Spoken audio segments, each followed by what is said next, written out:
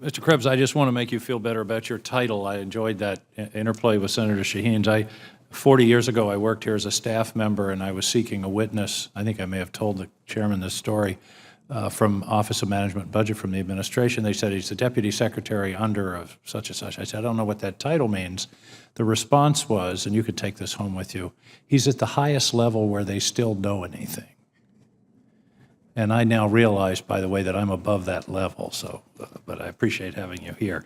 I think you fellows understated one important point, and I don't understand why the representative from the White House isn't here, because I think he has a reasonable story to tell. On May 11th, the President issued a pretty comprehensive executive order on this subject that is not the be-all and end-all on the subject, but certainly is an important beginning in terms of, now, here's my question, though. In that executive order, there were a number of report-back requirements that triggered mostly in August. My question is, have those report-backs been done? Mr. Rapuano? Senator, they are starting to come in, and as you note, there are a number that are still due out, just based Some on— were 180 days, some were 90 days. I'm wondering if the 90 days, which expired in August, have come back. That's correct. I don't have the full tracker with me right here. I can get back to you on that. I would appreciate that. Some have been submitted according to the original timeline. Others have been extended. But absolutely, those are the essential elements of information necessary to fully develop and update the strategy to the evolving threats and build that doctrine and requirements and plans. You see, use the keyword of doctrine, and I want to talk about that in a minute. But by the same token, this committee passed, or the Congress passed as part of the National Defense Authorization Act last December, a provision requiring a report from the Secretary of Defense to the President within 180 days, and from the President to the Congress within 180 days.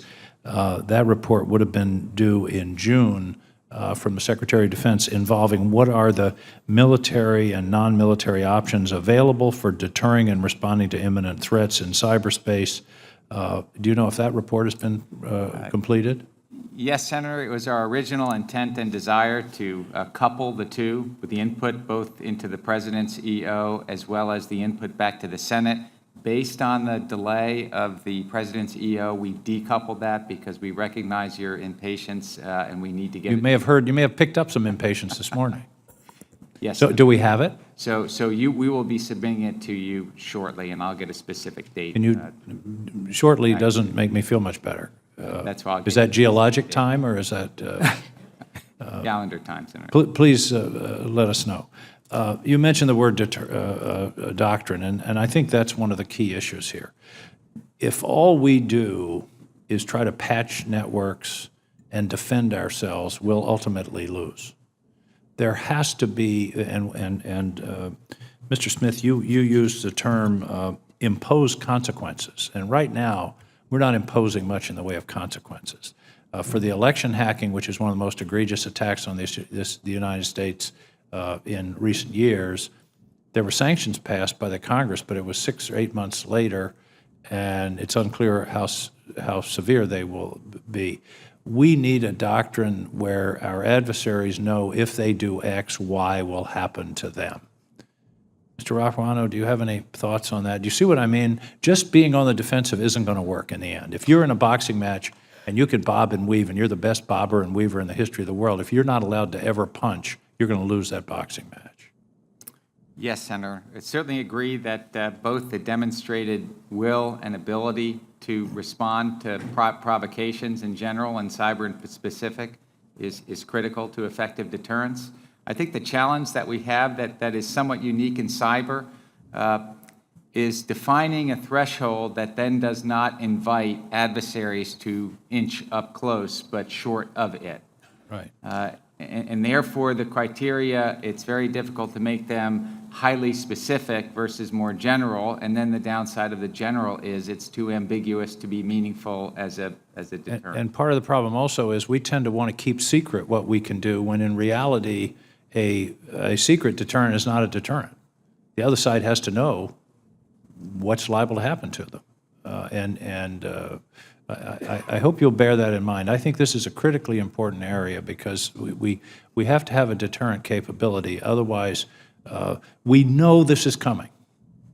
And so far, there haven't been much in the way of price paid, whether it was Sony or Anthem Blue Cross or the government personnel office or our elections.